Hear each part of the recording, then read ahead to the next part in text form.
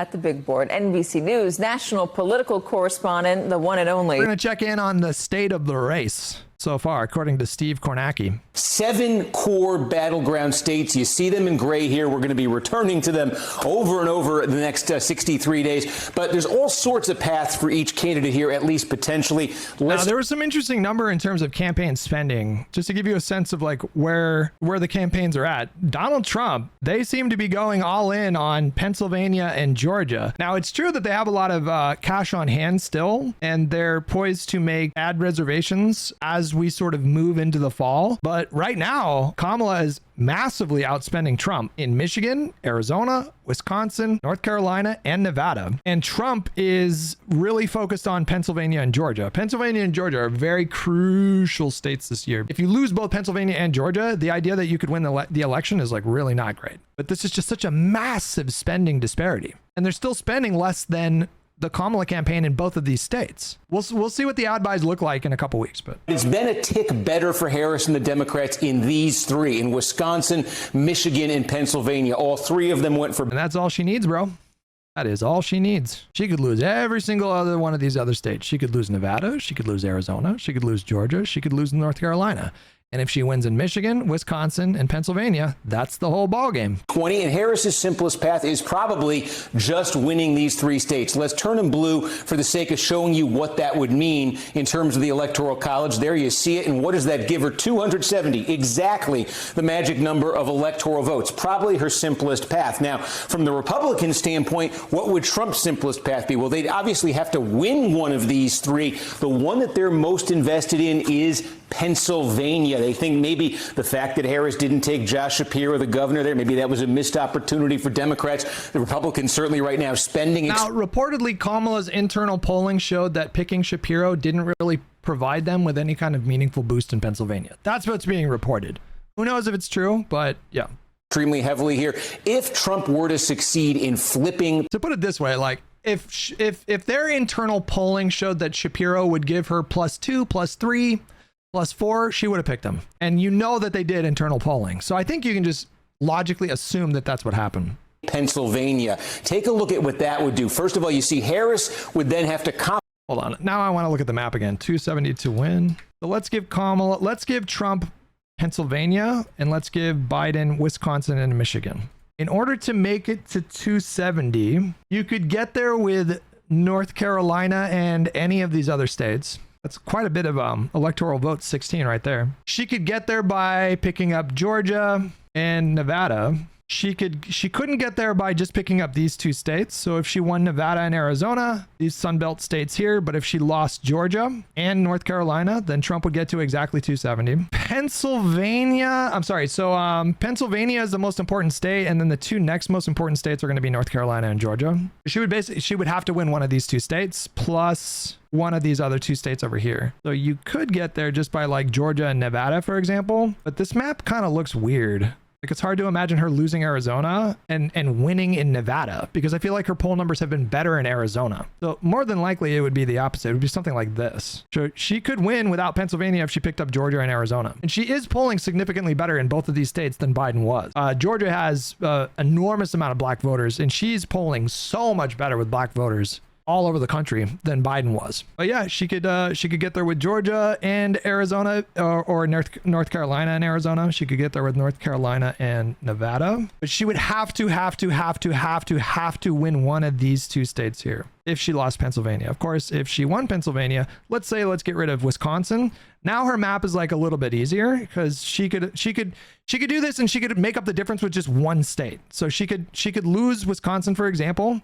And if she won Arizona and then lost Nevada, lost Georgia, lost North Carolina, she would still be at 270. Or if we, for example, let's get rid of these. Let's say, for example, instead of losing Wisconsin, she loses Michigan. The polling right now doesn't suggest that this is very likely to happen, if at all. And in this particular case, we're kind of back in the situation that we were in Pennsylvania. I don't think she could get there with just Arizona and Nevada here. Or yes, she would actually. This wasn't possible if she lost Pennsylvania, but if she won Pennsylvania, won Michigan, but lost, I'm sorry, if she won Pennsylvania, won Wisconsin, and lost Michigan, she could make up for that by just winning these 2 states right here. And then of course, if she wins in a state like Georgia, she can just get there immediately. Or same with North Carolina. She could just get there immediately. Or if she lost these 2 states here, but won these 2 states here, she could get there. So this is why Pennsylvania is such a big deal, because it narrows her path.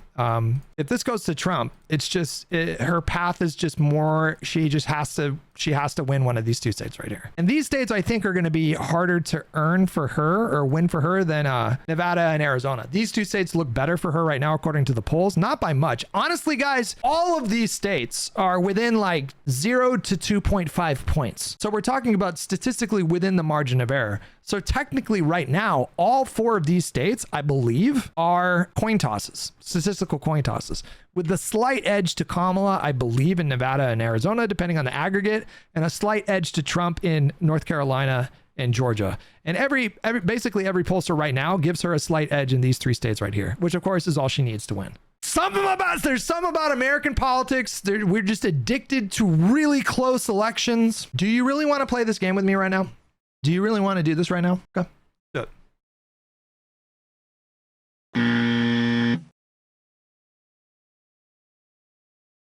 That doesn't count. That was a silly, stupid mistake. That one doesn't count. Hold on. That was a stupid one. New York is here.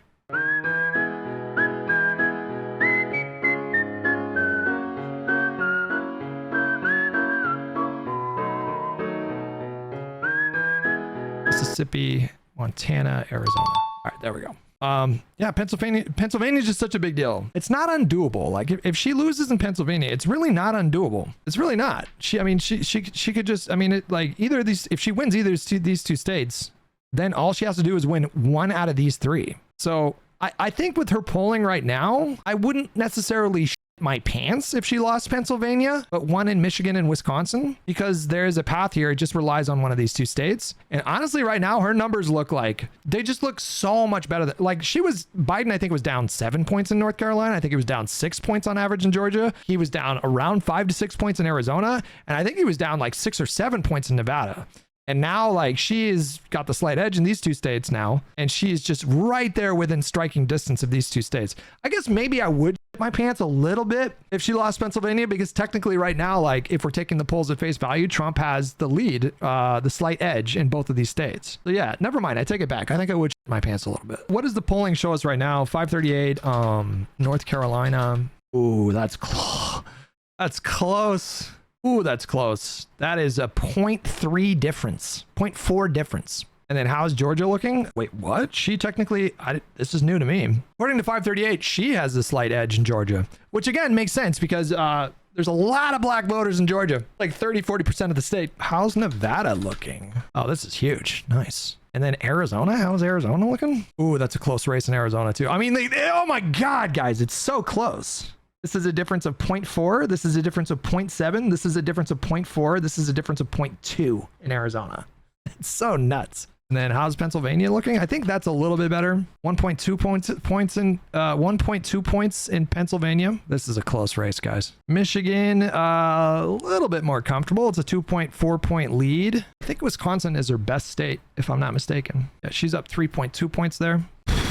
This is a close race, guys. Pennsylvania is very close. That is very close in Arizona. Very close in Georgia. Very close in North Carolina. Very close in Nevada. Such a high stakes debate. This is I think this is more high stakes than Biden dropping out, to be honest. I think this is such a huge debate. Election night will be your sobriety's biggest test. That's true, but I do have a prescription to Xanax, which I can take as needed. And I can almost guarantee you we're going to be popping some Xans on election night. Because I can't do another 2020. 2020, I was so stressed. 2020, the election night for me was miserable. I am so emotionally invested in these elections. Like, I remember being a nervous wreck in 2016, and we all know how that turned out.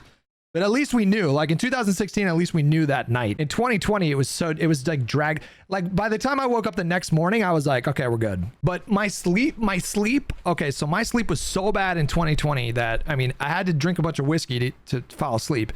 And then my body was naturally waking up every hour and a half. I would wake up and I would look at my phone and I would look at I was looking at Wisconsin and Michigan. Those were like the two big states that I was looking at. And I would just wake up every hour and I would just look at the phone, and it would take me a little bit to go back to bed, and I would wake up another hour and look at the phone. And then by the time I woke up in the morning, I think by the time it was like 6 or 7 a.m. West Coast time, it was looking real good for Michigan and Wisconsin. And at that point, I stopped stressing. At that point, I was like, okay, I think we're good. But it was just too close to call. But we kind of knew like the next day. Like we kind of knew. Like the networks they need it to be very like, networks have a very high threshold of like when they call these races. And so they needed to wait until a certain amount of percentage of these votes were counted before making their official calls. But we kind of knew like the next day. And the way that Trump was behaving as well, he was just getting more and more upset as the days went on.